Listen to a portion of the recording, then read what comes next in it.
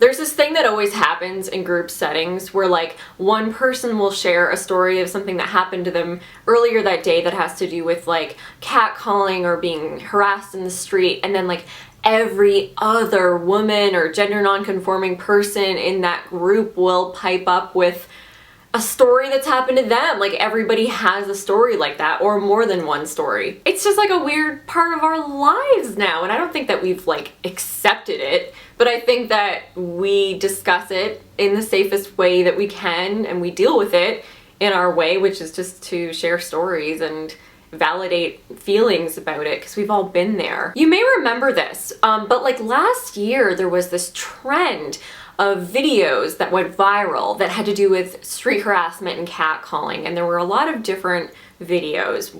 Most of them, if not all, really focused on the harassers. Like I remember one video had the mothers of street harassers confront them and say, you know, how can you talk to women this way, and so on. Another one that I saw was like they recorded a woman walking around the city for like an hour. They were just walking behind her with the camera to kind of expose just how much, you know, she's harassed just simply walking around. The fact that these videos were so viral and popular, I think that really goes to show really how necessary and needed they were. There was like a void that was being filled by these videos, because despite the avalanche of statistics and proof and firsthand experience, there's still a ton of people who think that catcalling and street harassment either doesn't happen in the way that we're all describing, or that it does happen, but we're all just really taking it the wrong way and it's a compliment and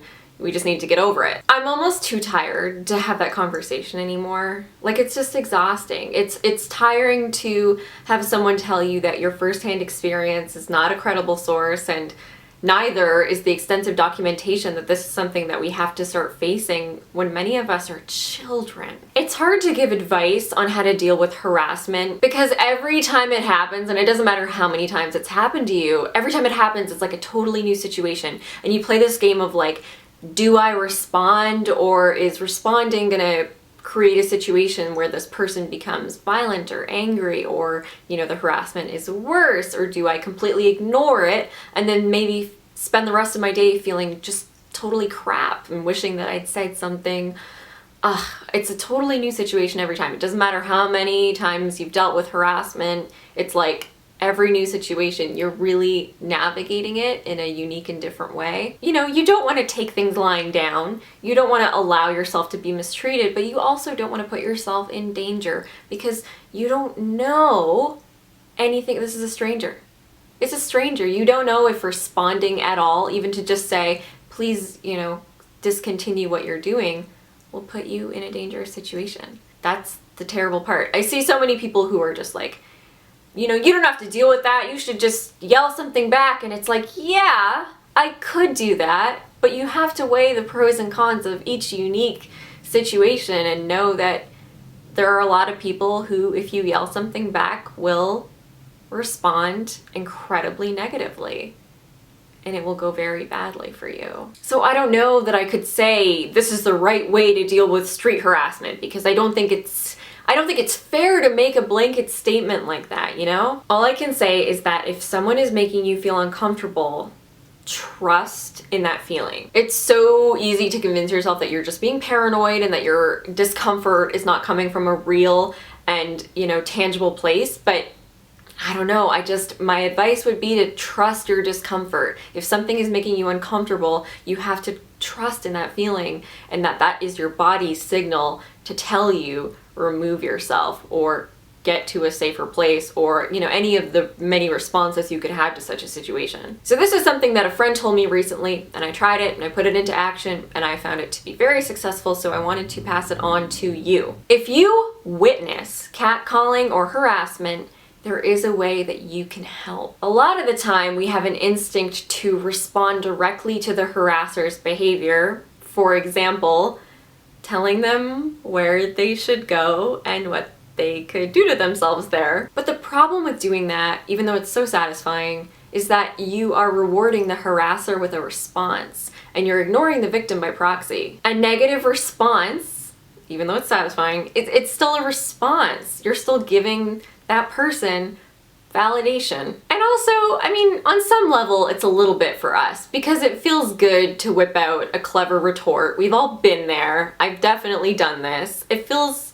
good to do that. We all like to think of ourselves as someone who wouldn't just idly stand by in the face of bad behavior. But in some situations, I found that the best response is to completely not acknowledge the harasser at all and instead approach the person who's being harassed. Just physically putting your body between the person being harassed and the harasser can help. Sometimes it's enough to completely diffuse the situation. If you wanted to go a little further with it, you could check in with the person being harassed, to say, are you okay? They might be totally fine, but they might not. You could ask them if they want you to stand with them for just a couple minutes until they feel a little safer. You could offer to walk with them for a couple minutes just to get them where they're going. You can offer your phone and say, do you want to call someone? Check in with somebody, maybe whomever you're meeting up with. This immediate change in dynamic establishes who isn't in charge in a situation and also helps with safety. If the harasser is being extremely aggressive and violent, you can also offer to escort the victim to somewhere where they can report it, but don't ever press that. Don't ever press that issue. Not everybody wants to report it. A lot of people just want to continue going on with their day because they weren't really expecting this to happen. That's okay. It's understandable. And also, you can report it yourself if you want to. So I've used that method several times when I've seen stuff happen, and so far it's been really positive, the results, so I'm gonna keep doing that. I'm gonna tell you about one time specifically as an example. So we were at the Eaton Center just doing a little bit of shopping, and we spotted just out of the corner of our eye when we were walking down the aisle this group of guys who were not shopping at all. They were just scanning the area and looking for young women who were out by themselves. One guy would approach the girl and talk to her, and then slowly all the other guys would come over and kind of it was very insidious to watch, to be honest. And that's kind of what made it catch my attention just while we were shopping. I was like, what's happening over there? This doesn't seem like a good situation. It was systematic.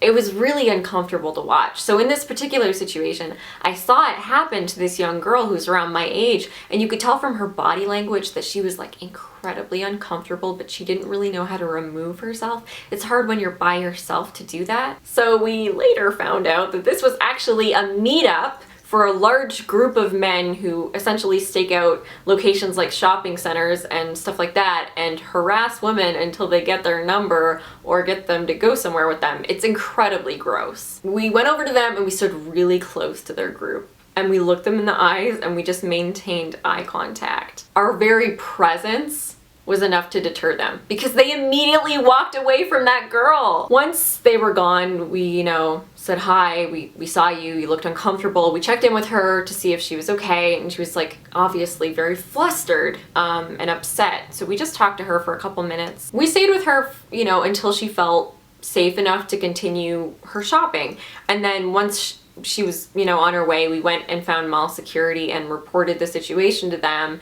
And to their credit, they took it very seriously and took immediate action. And the security guard, one of them, told me that this is actually a problem they have at that mall all the time. It's an ongoing issue. So that's just an example of something you could do to help when you're seeing street harassment happen. I just think that if we can't change the behavior, and I still think that we can change the bad behavior, but if we can't in this moment change bad behavior, what we could do is just look out for each other, and just try to protect each other as we can. If you have any tips or thoughts about how to deal with street harassment and catcalling, please feel free to leave them in the comments and we can continue this conversation. As always, thank you so much for watching, and I will see you soon.